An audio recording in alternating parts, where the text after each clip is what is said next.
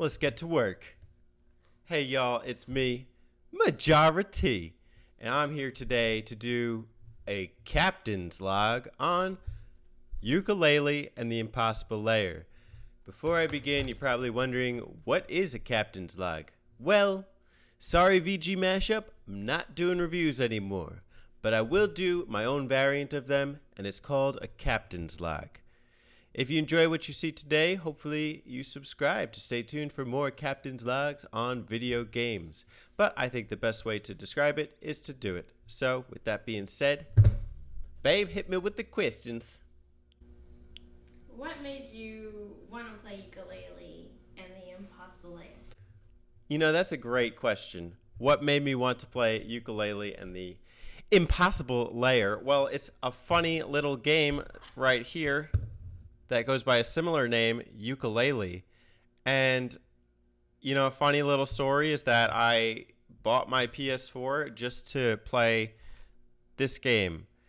I didn't care about modern gaming, but I cared about the revival of a genre that I missed for a very long time. And the fact that the developers, Playtonic, put a lot of time and care into the first game, despite the fact that it didn't quite appease everyone, made me trust them. And so at the end of the day, I trusted them with this game as well. Yooka Laylee and the Impossible Lair. So what was your experience with the game? My experience with the game, very favorable. I put 25 hours in before I got the credits and finished the game, beat the end boss, and got all of the trophies in the game. I love the fact that there is an overworld that allows you to adjust the levels. Now, in the first game, it used to be that you had to expand worlds in order to experience the full level. But with this game, each level is unique of the other, and you do something on the overworld to affect what happens in the level. So say, for instance, you know, there's like a factory level, and you know, the conveyor belt is moving one way. Well, maybe something in the overworld will either allow you to like stop that conveyor belt or make it go in a reverse direction, and it completely affects the outcome of the level that you're going to play. That to me was really awesome. I really look forward to just figuring out how to make the overworld changes as well as experience the levels that the game has to offer. So what was your favorite part about the game?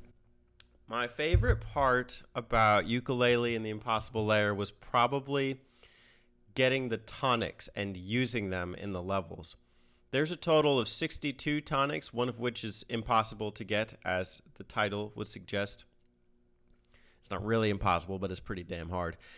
And the tonics affect your gameplay when you're running the level. So maybe you can run faster, maybe you get more quills, which you use to spend on more tonics as you like defeat enemies or, you know, go around the levels. I loved seeing how it affected the gameplay. And if I had to pick a second, there's something called the Ghost Riders, which are these different colored quills throughout the level.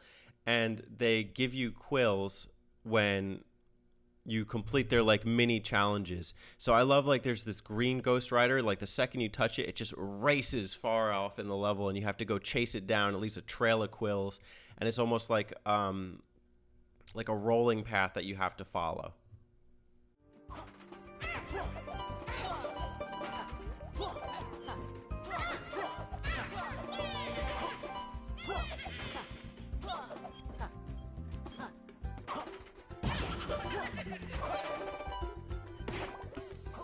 So what made you want to get a platinum trophy in the game? Well, it's funny you should ask about a platinum trophy because I got one and it was my first. I didn't even consider it throughout most of the playthrough as something feasible. I've never gotten a platinum trophy. I've always found them just particularly obnoxious to get in games and something I don't really care about when gaming, but I was so close by the end of the game anyway that I just went through with the challenges that were required in order to get that trophy. And, you know, some of the challenges were a little obnoxious, I'm not going to lie, but it was very fair. It was a very reasonable trophy to get. And, you know, I felt accomplished by the end of it. I even had Playtonic retweet me on my trophy when I just shared it to them on Twitter. So that's pretty cool. So, was the game enjoyable after getting the Platinum Trophy?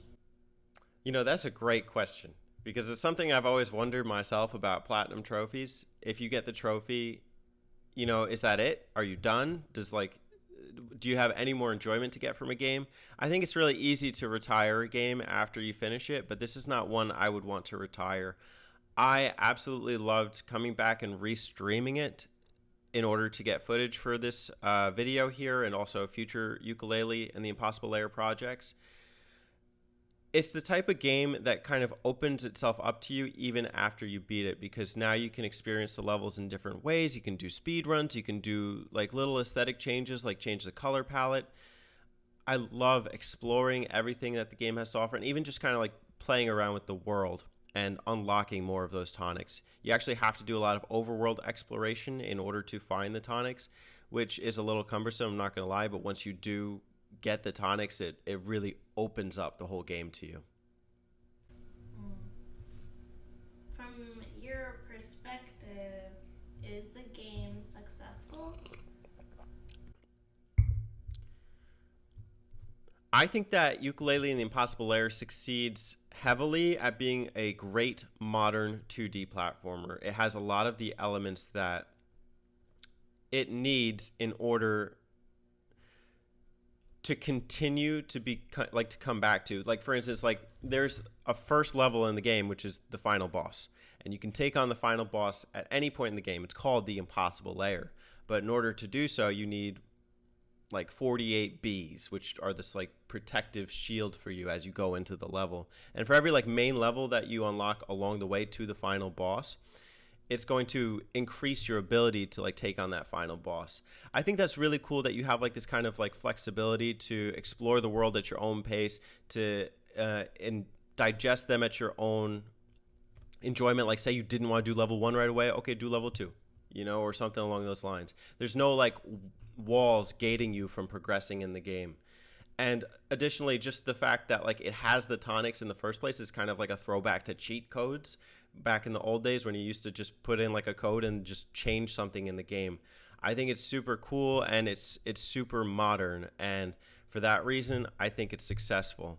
I would like if more people acknowledged it, because I don't notice it getting acknowledged on like the social medias, etc. A couple big name YouTubers have done like videos for it, which is cool. That's great, but it's not like super popular. So that's what I want for it to be as successful as it can be. I know it can be. So, what is Yooka Laylee to you? It's a growing series. It's not quite finished. This is a complete 180 from the original game, which is kind of a problem as far as identity goes, because people really love the fact that this was like a 3D platformer. That's why this came to be in the light that it is now.